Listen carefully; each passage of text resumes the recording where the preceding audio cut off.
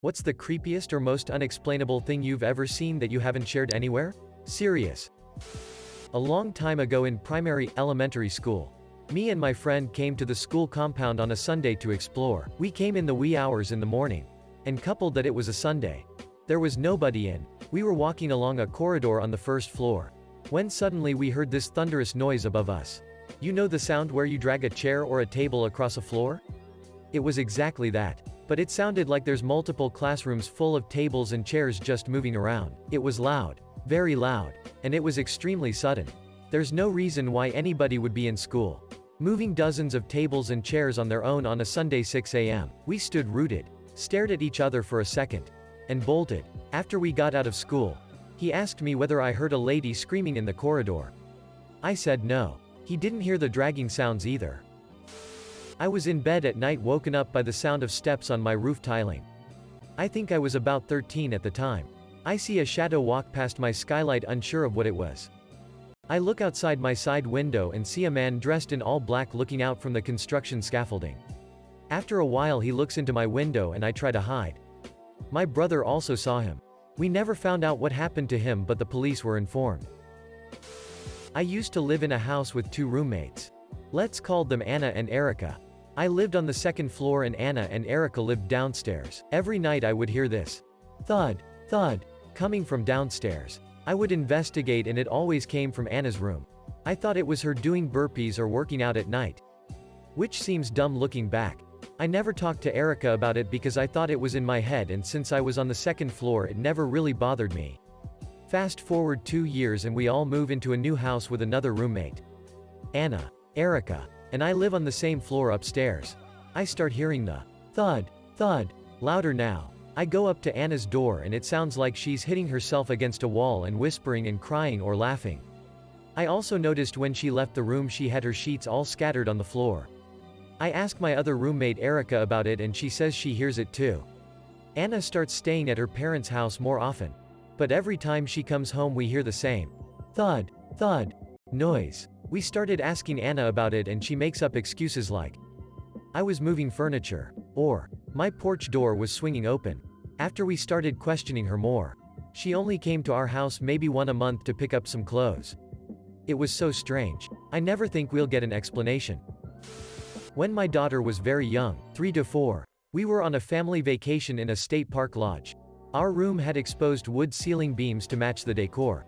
Important later. It was supposed to be nap time for my daughter, but she was quietly playing by herself and just chatting away, and the wife and I were reading on the other bed. Out of the blue my daughter turns to me and asks for a piece of rope. I asked why she needed the rope and she nonchalantly replies, it is for my friend. The purple girl on the ceiling. My wife asks, what friend? And my daughter responds, I've been talking with the little purple girl hanging from that wood up there, less than, points to the ceiling beam greater than. She asked me for another piece of rope. Needless to say that nap time was over and we quickly exited the room.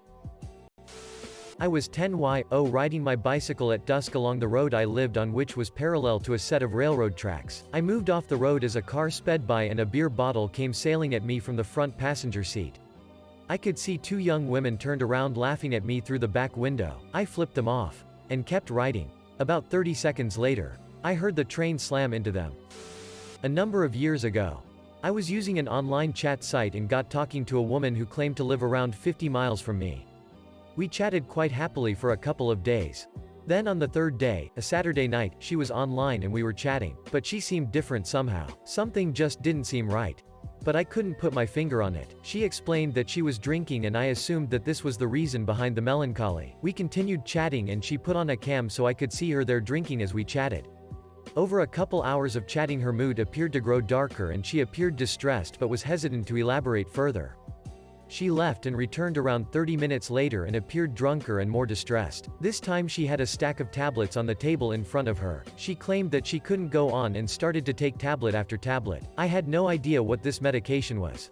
She was continuing to take more and more tablets and her speech was getting more and more slurred. I was suddenly in a terrible position. Was I seeing someone take their own life on a live stream and totally unable to do anything?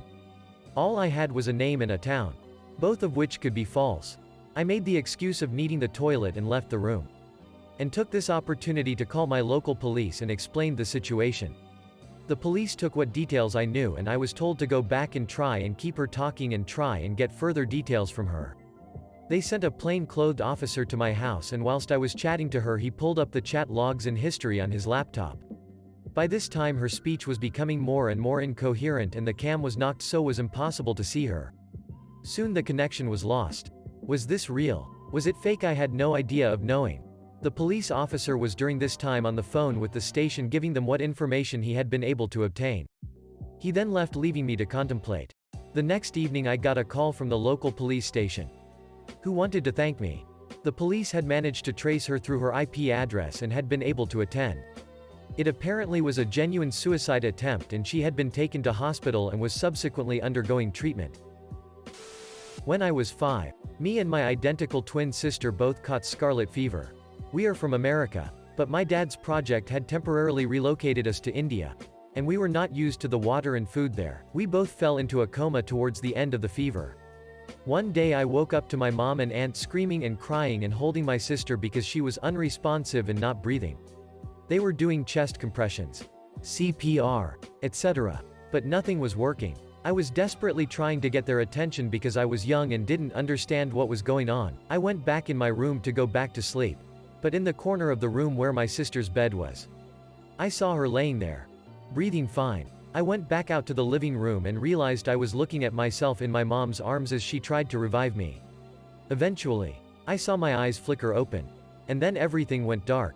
I woke up a few weeks later in the hospital next to my sister and mom, who ended up catching it because of us. My mom told me I had almost died and they were trying to wake me up but I was unresponsive. So the ambulance took all 3 of us into the ICU. To this day, I am still unsure how I witnessed my almost death. When I was 20 I visited a town in Italy that has a number of medieval towers that you can climb. My girlfriend didn't want to climb any. So I went up one on my own and was the only person at the time doing so. It was a sunny day when I entered the tower. There was a flight of stairs that wound around the edge of the tower and no windows. Climbing the tower took at the very most 5 minutes. At the top of the stairs there was a ladder and a trapdoor that opened up onto the roof of the tower. When I opened it, I found the weather had changed dramatically and was overcast and threatening. I forget if there was thunder or not. But I was genuinely concerned about lightning. Being at the top of a tall tower in that weather, I cautiously climbed out onto the roof just to have a quick look before going straight down. The roof was surrounded with a sort of metal cage of bars that were clearly intended to prevent anyone falling, jumping off the tower. I heard some thunder and saw electricity arc between some of the bars, not a blinding lightning strike, just arcing. I decided that the tower was imminently going to be struck and descended as quickly as I could. At the bottom I was surprised to find the weather was again sunny with a clear sky. My girlfriend could tell I was shaken, and was amazed when I told her I thought that maybe there had been lightning. The weather hadn't changed whilst I'd been up the tower. I've started to tell the story a couple of times, but it's just too weird to expect anyone to believe. I have literally no explanation. I'm very much a skeptic when it comes to the paranormal. I'm not religious, and I've had no other weird experiences like this. In short, I'm not your stereotypical spooky things happen to me kind of person. And yet, edit. Did a bit of googling and I'm 90% sure it was the Torre Grossa in San Gimignano. It doesn't have a cage around the top, but there is a metal cage around the bells and I guess that's what I remember. When I was about 11 or 12 I went with my friend and my younger brother to play football in a park that was in a pretty remote place so there were never many people. Basically 3 or 4 people came dressed in like Victorian style clothes. Set up a box underneath a tree with big branches. Tied a rope around it. One of them stood there with this noose around his neck and then his friend kicked the box so he was hanging. They took turns doing this. And we left. Was super weird thinking back to it and I have to check with my brother whenever I think about it to make sure it actually happened. Edit. For people asking, how did they not die? They were taking turns etc.?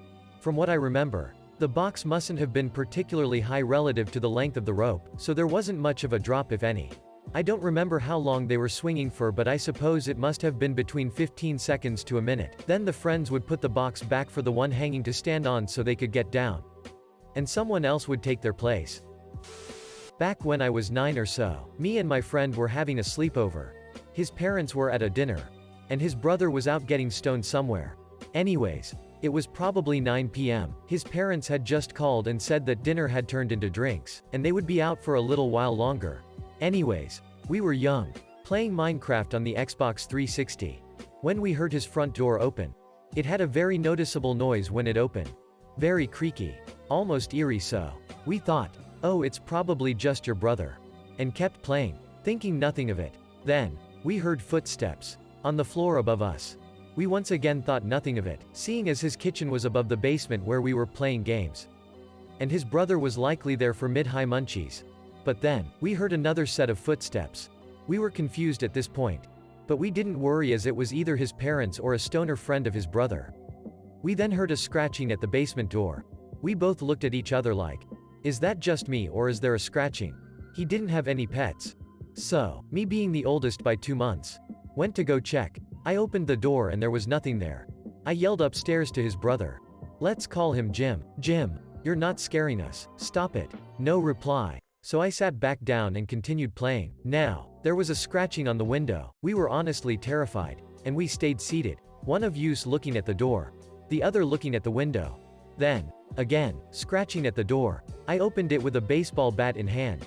And nothing. We barricaded the door. And put things in front of the window. We didn't hear anything for the next half an hour. And eventually fell asleep. The next morning his dad came down and knocked on the door. And tried to get into the basement. We took down the barricade. And his dad came into the room. Furious. Why the hell did you guys rip open the screen door? We went upstairs and sure enough. The front door's screen was shredded. We tried to convince him that it wasn't us. And that the brother had done it to scare us. But what he said next made our blood run cold. Jim wasn't home at all last night. We dropped him off in the city with his friends. My friend's house was half an hour away from the city. And none of the people at his friend's house had cars. Me and my friend looked at each other. And couldn't speak. Needless to say, his parents didn't believe us. They called my parents. And me and my friend had to split the cost to have the basement door replaced. It had tons of scratch marks as well. And the screen door replaced. Me and my friend still bring this up to this day. Whenever we meet. Edit 1. Holy shit, I had no idea this would blow up. FAQ. Did you get your money back? A. Yes, I got my money back after they moved. FAQ. Could it have been an animal? A. Yes. It's a possibility. Although when I opened the door I didn't see anything.